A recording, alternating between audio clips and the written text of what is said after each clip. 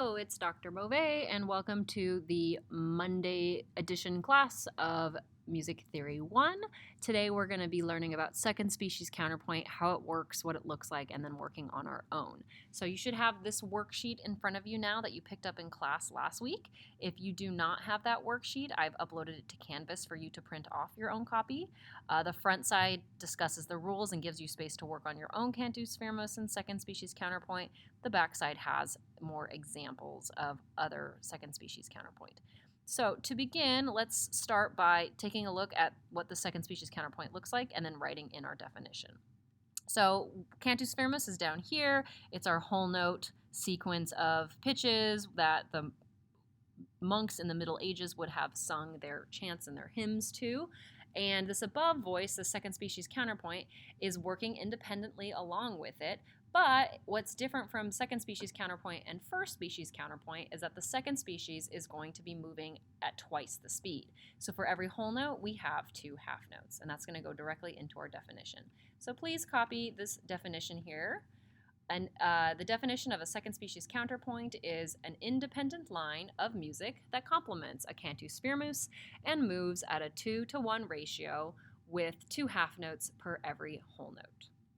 So after you're finished writing that down, let's take a look and dig more into what's going on with this second species counterpoint, and I'll start by playing it for you. So my first note in the cantus firmus is this middle C in the bass clef.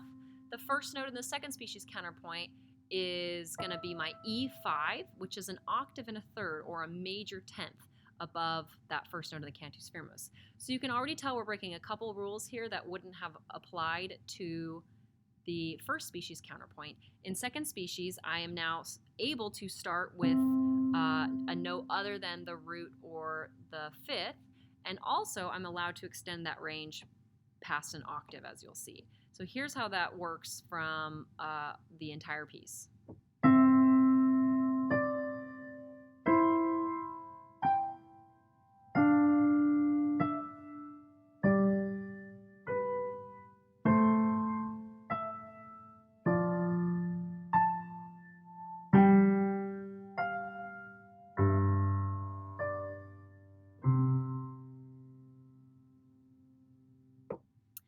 So let's dig in a little bit and take a look. Our cantus firmus is pretty traditional. There is this octave leap here, which is a bit much. However, leaping one octave is actually quite easy for the voice to do compared to, let's say, a sixth or a seventh even, because it's the same pitch. Also, this cantus firmus isn't 100% perfect because while we are going up from 5 to 1 at the end, we really should be using that leading tone as a second to last note. So going from 7 to 1 would be better, but again, this is just an example from an ancient practice, so it's okay to look at different things where rules are slightly bent. Let's move on and take a look at the second species counterpoint. In this one, we are going to be, like I said, a major 10th above to begin. So we're already creating a harmony of a major third plus an octave. The very next note now, if we take a look, is a major ninth. And this is creating some dissonance here. So we're actually allowed to have dissonance in second species counterpoint. But as you'll see in the rules, there's only specific times you're allowed to do so. Let's keep looking at this harmonic intervals and see what else we have. Right here we've got a minor sixth, then a minor 10th, which is like a minor third, another minor 10th like a minor third. Here's a major ninth, an example of more dissonance. Here's a perfect 12th, which normally this octave and a half would be the maximum range we could spread out our two voices, but using second species counterpoint, you are actually allowed to spread your voice even a little bit farther than that. So let's keep looking. Major 10th next, like a major third, minor 10th like a minor third. A perfect 12th is like a perfect fifth plus an octave. And then after this, all the rest of them are actually way more than that. They are major sixth plus an octave, major third plus 2 octaves, perfect octave plus an octave. So these two notes are 2 octaves apart. Minor seventh, there's some more dissonance for you. Major sixth plus 2 octaves, a perfect fifth plus 2 octaves, and then a perfect octave plus an octave. So I put these in parentheses just so we could read, instead of abstractly thinking about 14ths and 15ths and 16ths, we could see, well, if we brought these two voices together and they were less than an octave apart, what interval quality are they creating? So now let's dig into what the rules look like. There aren't too many more rules to add, remembering that for second species counterpoint, we are still mostly relying on the rules for first species counterpoint and also for cantus firmus. So rule 1, just like we've talked about, following the rules for quality first species counterpoint, the rule that we're going to break most often is extending the range, because our second voice is moving so much faster rhythmically than before. You can work that out of range that you wouldn't be able to do in a first species counterpoint. Rule 2, move as stepwise as possible. So we're still going to try to mostly keep steps, but if you are leaping, try to leap from a strong beat to a weak beat. Do not leap to dissonance. Let's talk about what those two things mean. So what's cool about having second species counterpoint is that since you have two voices or two pitches working against the same note in cantus firmus, you can break it down into a strong and weak beat.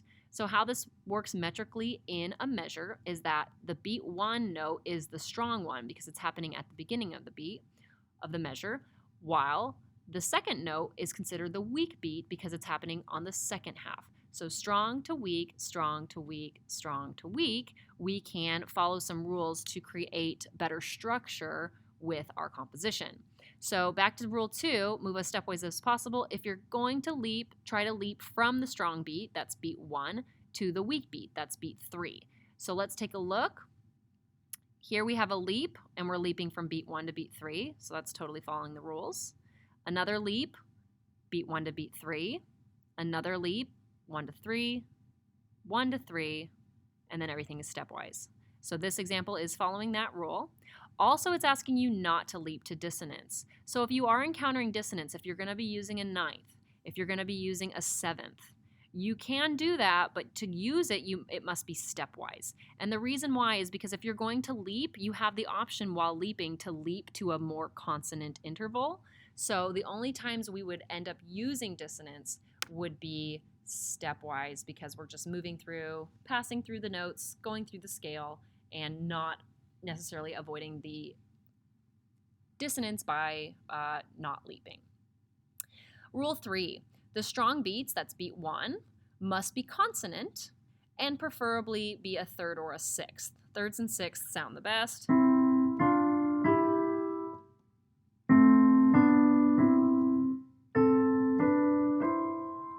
So those sound really, really pleasant. And if you're going to have a weak beat on dissonance, that's okay, but never use a tritone. So no augmented fourths and no diminished fifths. So let's take a look at just our strong beats. A major 10th is like a major third, a minor 6th, a minor 10th like a minor third. A perfect 12th is a perfect 5th, which is consonant. We just try to avoid those for the most part. So look, there's only one of them happening on a strong beat.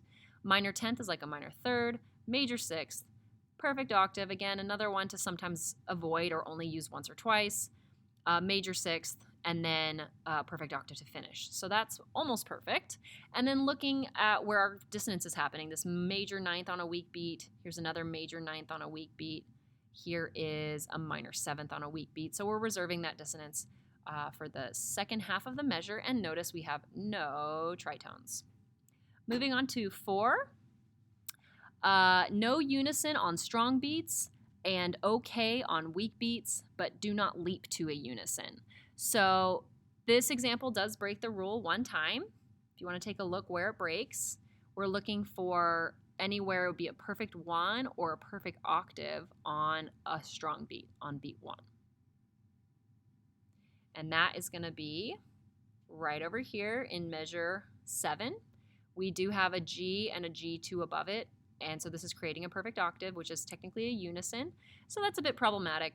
But you'll also notice that we did approach it stepwise with contrary motion, so that actually cleans it up a little bit. We weren't leaping to it. If you are going to use a perfect octave at all, and notice we don't have one except for right at the end, besides that example, try to put that on the weak beat instead of the strong beat. All right, rule 5. Rule 5 is do not repeat notes within the measure, but you can repeat notes over the bar line. So if we look at our second species counterpoint here, the whole point of not repeating the beats in the measure is just to avoid using the same harmony. So if I had this E here, and then the next note, my D, was actually another E, let's say I put it up one step and put it on an E, what we'd be doing is just repeating the same harmony over the cantus firmus, and that's not interesting or complex or counterpoint, really. So we're going to want to make sure that we do not ever repeat the same note in a measure. However, if we want to repeat the same note over a bar line, that'll be totally fine, because what will happen is by repeating the same note over a bar line, we will encounter new harmonies over the first cantus firmus note and the one on the next measure. So that's totally fine. Rule 6, end on a whole note or two half notes. So your option for the end is you could end on a whole note like we do over right here, where we're approaching do, and we finish with do in both voices, the root, the first scale degree. Or if you look on the back, you can see some examples here. Nope, all of the examples here are all finishing on a whole note. You do have the option, if you wish, to finish it on a half note, which means that you would probably be approaching it maybe from 3 to 1 or from 5 to 1, leaping to that last root, so that you could have that harmony for just one more strong beat before you resolved into the weak beat. Moving on for number 7. Number 7, this is going to keep coming up and up and up. No parallel fifths or octaves on consecutive strong beats. So we already know from following the rules of first species counterpoint that we can't ever have parallel fifths or octaves. That means that we can't have a perfect fifth here and a perfect fifth right there. We can't have a perfect octave here and a perfect octave here. Now, the voice on beat 3 would never result in the same interval because it's got to move, and your cantus firmus does not move. So these two voices will always have different intervals. But what you also have to double check for with second species counterpoint is that the beat 1 of one measure and the beat 1 of another measure, if they are parallel, that you avoid parallel fifths or parallel octaves. And that's just to avoid tonicizing other notes outside of the root and the tonic of the actual key. All right, last rule, rule 8. Second species counterpoint may have multiple climaxes if this helps with the melodic contour. So what that means is that you may have some peaks and valleys along through your second species counterpoint more often than your cantus firmus or your first species counterpoint. So if we look at this example up here, first the cantus firmus, we're starting on this C, we immediately hit the climax on the E, then we work our way down, we dip way down, and we finish an octave below where we started. So the contour on this one is pretty high to begin with and then sloping mostly gently down after that. The second species counterpoint does a couple little loop-de-loops like it's, some sort of roller coaster. So this one actually has an example of what we would refer to as two climax points. The first climax point is this G right here. So we start on the E, we go down, we jump up to the G, then we work our way down off of that first climax. And then the second climax, which is slightly more important because it's higher, is our A over here. So it's one more note up. It's about towards the end of the piece, about halfway from the first one. And notice that this first one, while it's in the same measure as the climax of your cantus firmus, it is happening on beat 3, the weak beat, rather than the strong beat.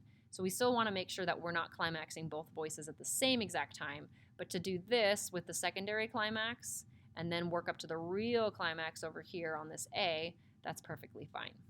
So what you're going to do now with the rest of your time, and hopefully this only takes you a few minutes, is to come down to the bottom of this worksheet. You're going to decide if you want to do second species counterpoint above or below your original cantus firmus that you composed almost 2 weeks ago now.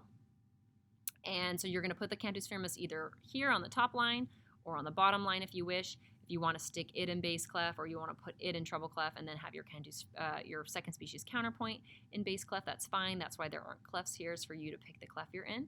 And then you're going to practice writing your own second species counterpoint that will fit against your cantus firmus and follow all of our rules. So every time we move from cantus firmus to first species to second species counterpoint, everything gets a little bit more complex and a little bit more interesting.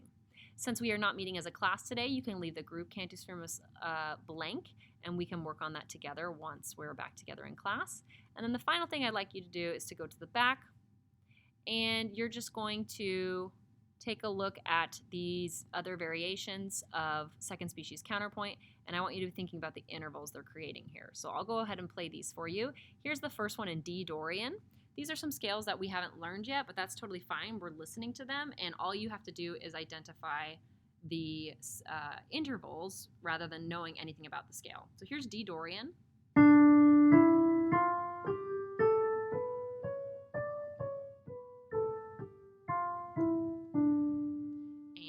it's going to sound like this.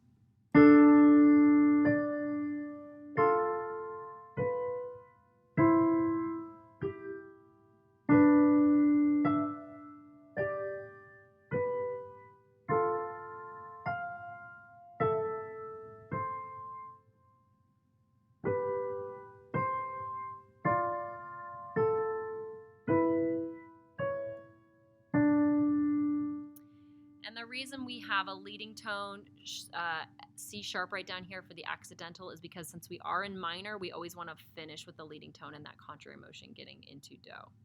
Next up is F Lydian. Let me play that scale for you.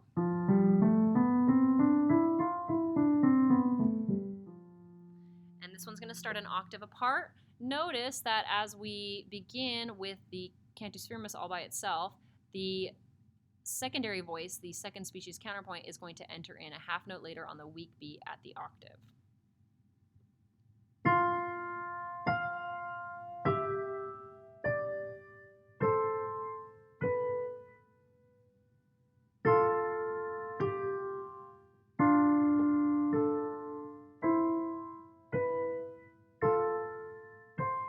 A little bit of voice crossing here. This is a problem. See this spot here? Still voice crossing. Now we're back to the right spot. Now we're voice crossing again. So some of these have errors in them, and it's good to kind of see what that looks like. This is the first example of voice crossing where the top voice goes below and the bottom voice goes above, and then it hangs out like that for a while.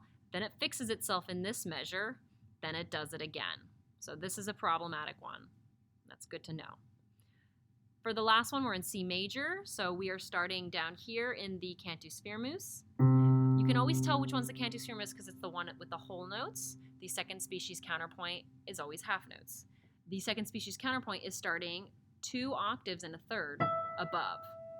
And here's how this sounds.